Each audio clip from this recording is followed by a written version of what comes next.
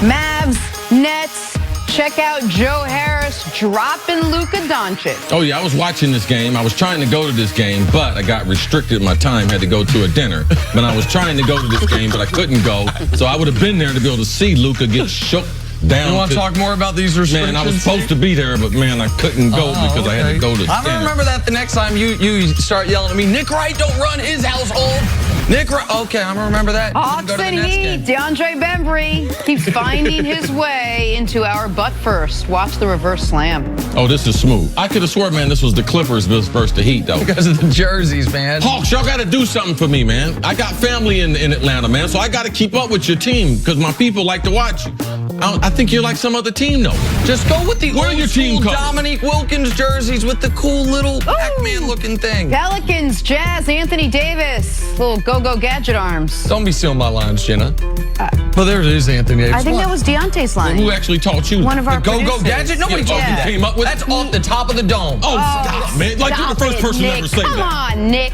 I didn't take it from You anybody. heard someone else say No. There's only one original. Inspector Gadget. Everything else is a copycat. I'll tell you who I heard say it. Inspector Gadget when he was activating his arms. Go Gadget arms. I even saw an NBA player. I was like, Giannis reminds me of that. Eat that.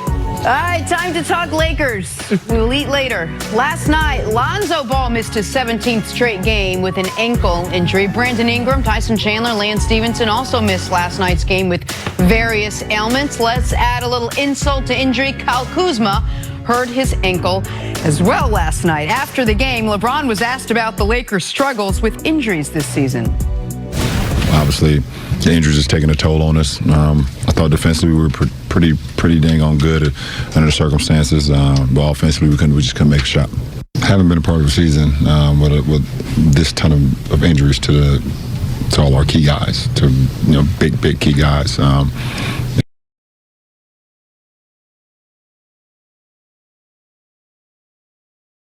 And it's just the way the season has been. And I mean, we've had guys step up. Josh stepped up in his absence tonight. It was great to see Josh play well again. But for us, we kind of prided ourselves on our depth to start the season, how we can be very good, with our first unit and our second unit. And obviously our depth has dwindled over the course of weeks because of our injuries. And I knew coming to this year that it'd be different from the previous year and the previous year before that. So, you take the challenge and you continue to stay positive no matter what's going on throughout it all and keep your head high. And like I said, you keep pushing forward. At the end of the day, if you give everything to the game individually and you commit to the team and you feel like you're doing your job at the highest level that you can do, then you can sleep well at night.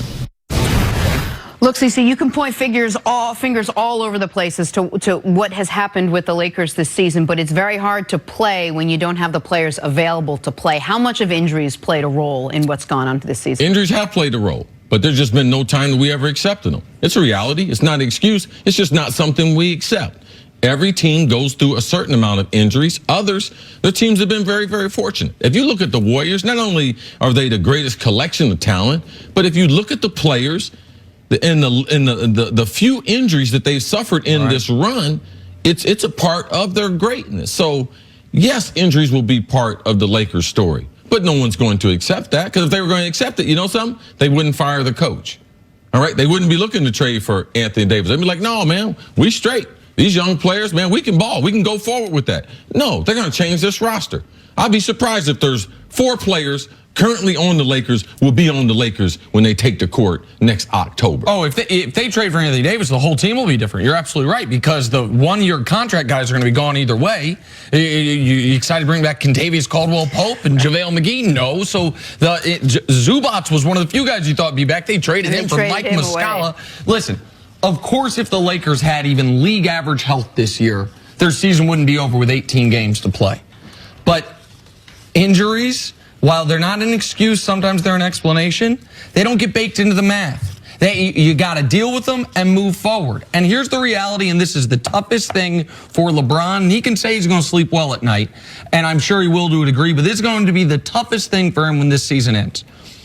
Ever since he walked off the court against the Mavericks, every single year, he has taken his team as far as it could possibly go. Each of the last 7 years, there wasn't another player in basketball, you could argue basketball history, that would have taken any of those 7 teams, the 3 last years with Miami, the 4 years with Cleveland, further than LeBron took them. This year, the Lakers would have been further with Giannis. Give him Giannis the whole season. Giannis been healthy. Giannis been out there. Giannis been doing it on both ends.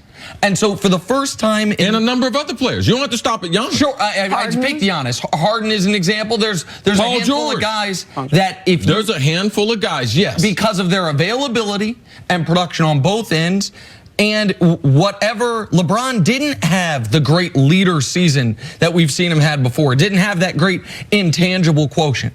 So he's going on a decade straight where he took his team as far as it could go. And it's one of the reasons why I never bought into that holding the finals losses against him. Because he got his team 2 finals that other guys would have been knocked out in the second round. This year, there are other guys in the league that if they had their season with their health, and you don't have to blame LeBron for the injury, but it's a real thing, the Lakers would still be alive. Or they'd be in the 7th seed. They'd be fine. So that's the part that is unquestionably LeBron's got to live with and, to use his words, sleep with, because it's a feeling he hasn't felt since that Mavericks series. It's also one of the few things, too, in year number 1, LeBron, because they said, yes, let's be patient. But the one thing that they couldn't do was have LeBron get hurt in year number 1. Because years after that, the roster's going to be more talented.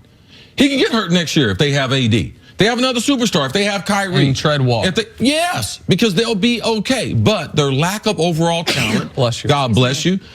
God didn't bless their shooting, because it's going to be a bad shooting team no matter what. So it was either going to play out either in the 82-game schedule or it was going to play out in the playoff where they fizzled out because of their shooting. So they had some tremendous deficits going into. How would it prove out? Would they be part of the storyline? Yes, but now you have to include the injuries to be able to talk about them, but no one is accepting it. And it is just amazing how sideways their season went.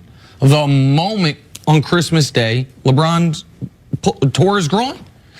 They are beating the brakes off the Warriors in that game. They're 4th in the West. It is all, and you would anticipate they would make a small move at the deadline to add some legitimate shooting, but nothing overarching. Like, this is the plan. Anthony Davis, the plan wasn't trade for Anthony Davis. It was see what the Lakers can do and then add someone this summer. Have this year be a good audition for everyone to show what they can be. And Anthony Davis, sideways. Him signing with Clutch Sports, now it might benefit the Lakers, but him signing with Clutch Sports and him demanding a trade did not help the Lakers this year. So when you start talking about injuries, you're talking about guys missed, LeBron, you need to talk about that Anthony Davis, because there was an effect on the Los Angeles Lakers, even if they don't want to, as a front office, want to admit that. All right, we got to take a break. Coming out, a little football.